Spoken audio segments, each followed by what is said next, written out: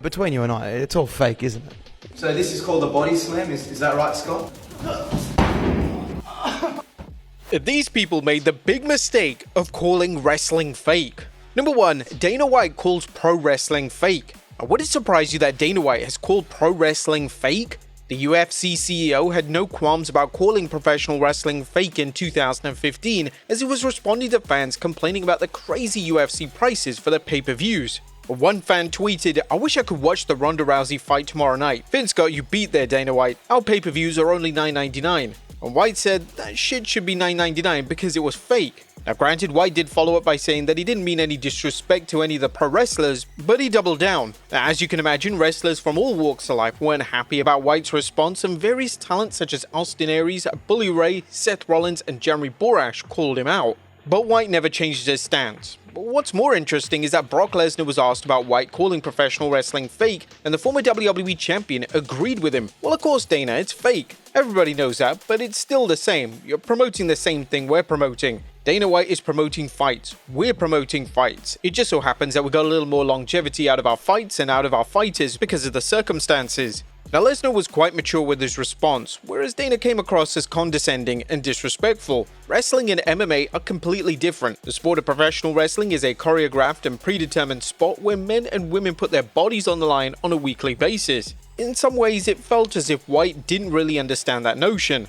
Whatever the case, it's funny now that WWE and UFC are now partners, but White still feels the same way, probably because he doesn't understand the sport. Now, it may not be the grounded and realistic sport that MMA is, but the term fake for professional wrestling just shows a lack of understanding of what these men and women go through on a weekly basis. Number 2, Mia Khalifa calls wrestling not a real sport. Now, there are some adult film stars who are actually fans of WWE. Kendra Lust is a big fan, and so is Jasmine Sinclair. But one adult star who's apparently not a fan of WWE is Mia Khalifa. She drew plenty of criticism when she stated that she had no respect for WWE and labeled it not a real sport. Now imagine an adult film star saying they don't have respect for wrestlers. Now Khalifa went on a rant following the rumors about Ronda Rousey signing with WWE. She tore into the former UFC star joining the company and stated that Ronda Rousey should do something respectful. Khalifa mentioned in a rant, "This is where her career will go to die." Absolutely not. I have no respect for the WWE. I don't think it's a real sport, so I think that's where her career will go to die. Get a show on effing ESPN or Bravo or something and train people to fight. Do something respectful. Now, one WWE star who took extreme offense to Mia Khalifa's comments was Gregory Helms, aka the Hurricane, and he gently put her in a place, saying, "I'm not going to get upset that a porn star doesn't respect pro wrestling. She's entitled to her opinion. Our bodies take a pounding and, well, so does hers." But Helms wasn't the only person that clapped back at Khalifa, as former WWE star Eva Marie confronted Khalifa on her Complex show Out of Bounds, where she educated her on the sport. Khalifa stood 10 toes down about wrestling not being a sport, but Eva informed her about the rigorous traveling schedule, the amount of athleticism it takes to survive the business, and the commitment needed to thrive in such an environment. All credit to Eva Marie, as she went to bat for pro wrestling, and though Mia Khalifa's mind didn't seem to change too much, she did get a better understanding about the sport overall. Number 3, David Schultz slaps John Stozel. Kayfabe isn't dead. Well, at least in the 80s it wasn't, as before the internet, smart marks, magazines, and YouTube personalities, wrestlers during this period went out of their way to ensure that kayfabe was alive and well in and out of the ring. Reporter John Stozel ran a story titled 2020 Expose on Pro Wrestling. The piece was quite a damaging one, as Eddie Mansfield explained most of the behind-the-scenes secrets of pro wrestling at the time. John Stozel was a brave announcer who ran the story, and the former 2020 newscaster had the balls to interview David Schultz. Now, according to Schultz himself, Vince McMahon told him to stay in character, but more importantly, Schultz was told to blast him. Now, it did sound like Vince McMahon was encouraging Schultz to hit Stozel, but the former WWE chairman reportedly meant in a verbal way. But as you can see, Schultz didn't take the verbal route. He slapped the piss out of the reporter not once but twice, mentioning, "Is that fake?" It was certainly a memorable moment, but unfortunately for David, that one incident began the downfall of his career. Not surprisingly, Stozel filed a lawsuit against WWE. In turn, Schultz was suspended by the New York State Athletic Commission. The lawsuit was eventually settled out of court, but that didn't help Schultz's career in any way, shape, or form. Vince was reportedly trying to get Schultz to sign a statement that he acted on his own without any involvement from WWE, but David refused. As you can imagine, Vince McMahon wasn't thrilled with that answer. Despite sticking up for the men and women in professional wrestling, Schultz was ultimately fired. though that allegedly came after a backstage incident with Mr. T. His career never recovered after that incident, and while the wrestling landscape has tremendously changed since the 80s, Schultz did his best to keep the sport of wrestling alive, even if it came to the expense of his entire career. Number 4. Vader roughs up a reporter in Kuwait. And one thing you'll learn from this interview is that Vader is not a diplomatic guy. In 1997, Vader and The Undertaker did an interview in Kuwait, and they got asked that question, is wrestling fake? Surprisingly, Taker took a calm and restrained approach by answering the question without insulting the interviewer or getting hostile. But when you start to look at Vader as Taker answers the questions, you knew that trouble was about to start. After Taker's eloquent answer, the interviewer tried to move on, but the WWE Hall of Famer wasn't going to let him slide while calling wrestling fake. Vader said that he felt insulted by the interviewer's comments. That's to the point where Vader knocks over the table and grabbed the reporter by the tie. Vader had a great point in stating that not everyone can do what he does, but he clearly got pissed off when the interviewer snapped back by stating it wasn't his question. Meanwhile, Taker is seated with his shades on, cool and calm as a cucumber.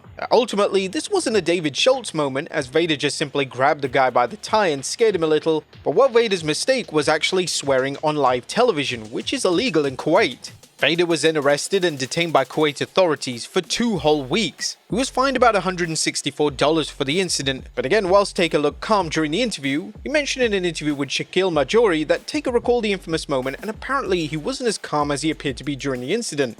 If it happened over here, I think I would have been a little more aggressive, but I'm trying to think, I think we might have been in Kuwait. We were over there in the Middle East. I'm just sitting there thinking. I've got my shades on and I'm sitting there with the belt on Vader. I could see it. I could see it coming along before it ever happened. I'm thinking to myself, don't do it, Leon, don't do it. He's doing it. This is not going to be good. Number 5, Austin Theory threatens the editor-in-chief.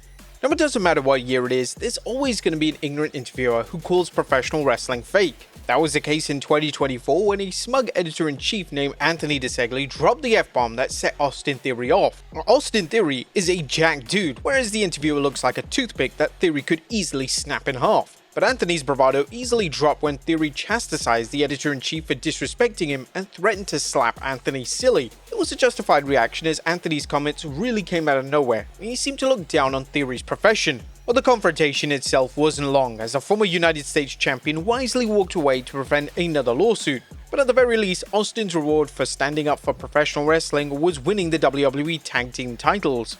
Number 6, Randy Orton and Soulja Boy. Randy Orton loves celebrities, especially Soulja Boy. Soulja Boy hasn't been popular for a very long time. In fact, he's now more infamous for being an online troll and pretends to be a gangbanger when the cameras are on. But how did Randy Orton and Soulja Boy get into a feud? Well, the controversial rapper tweeted that the rap game is faker than WWE. Orton caught wind of the post and he let those voices take over his Twitter fingers, saying, "Fake? Dare this prick to step up? He don't like movies? Consider us actors that do stunts without pads 200 days a year. Don't bitch when we get surgically repaired and come right back. Consider us 100 times tougher than anyone you've come across. Ain't nothing but a bitch ass," Orton said. Orton tweeted again that even Bad Bunny could beat the F out of Soulja Boy, and that finally caught Mr. Crank's attention. The rapper responded with his stereotypical tough talk, claiming that he would bring the real back into wrestling.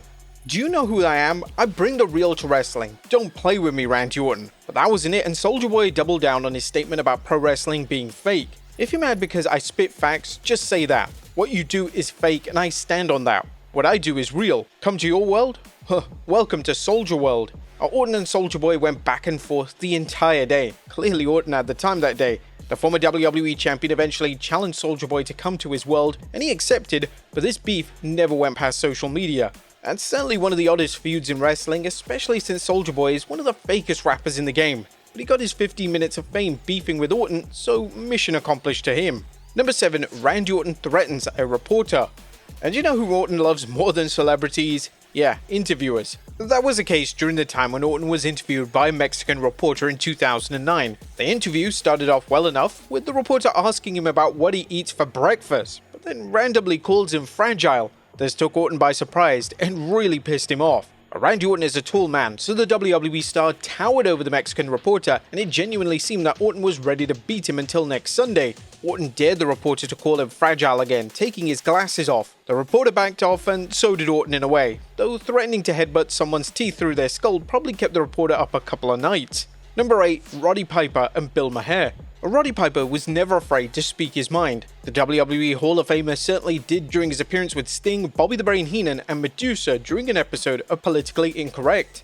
Bill Mahair is a controversial figure as he isn't afraid to poke the hornet's nest. Unlike many other reporters, Mahair wasn't trying to be disrespectful when he essentially called wrestling fake, but he was ignorant and automatically assuming that wrestling doesn't come with any consequences. And the whole interview started off with the very conversation when Mahair asked if the audience was in on the joke. The whole vibe instantly became awkward, and you could tell that Piper was annoyed by this conversation again. Medusa, Sting, and Bobby Heenan were rather calm in their response, and so was Piper too, until Mahair said that there's never been a bruise on any of them. But that's when his frustration went into overdrive, and he dropped his pants to show the scars that he received throughout the years of wrestling.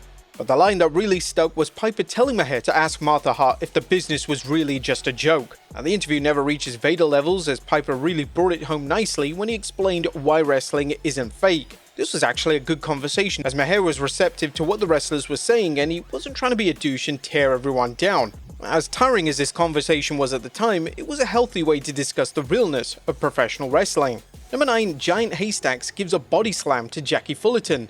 We've seen wrestlers slap reporters and threaten to crack their skulls, but you can add body slamming a reporter to that list as well.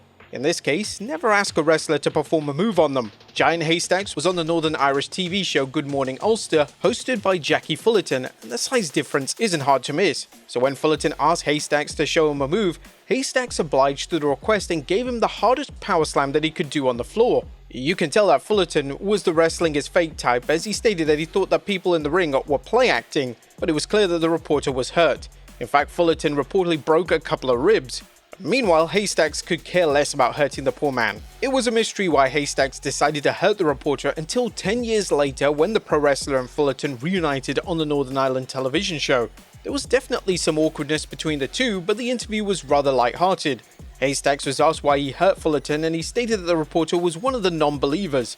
The second meeting was definitely more friendly than the first, and surprisingly, there wasn't any lawsuit filed following that infamous moment. At number 10, Vince McMahon calls John Melendez white trash. And what's a shocker that Vince McMahon didn't slap John Melendez? Now, if you look up the word troll, then you would find John Melendez's picture right next to it. Known as Stuttering John Melendez, he was known for his bold and outlandish interviews with Barbara Walters, Jennifer Flowers, and Richard Gere.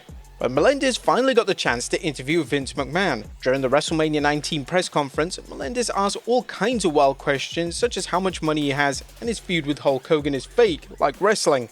Vince McMahon was surprisingly calm throughout his entire interaction with him, though it's quite possible that Vince knew who he was dealing with, as Melendez was a popular name in the early 2000s. However, what got Vince to call him white trash was his question asking if he's amazed by all the white trash that comes out to see his wrestling shows, but Vince fired back by stating that they didn't have any white trash except for present company. Now, this interview doesn't come as close to his Bob Costas interview, but something told us that if Vince McMahon met Mr. Melendez in a parking lot, then a mugshot of Vince would have been made hours later. What would you guys think of wrestling being called fake? Let us know in the comments down below, and I'll see you next time with some more wrestling content.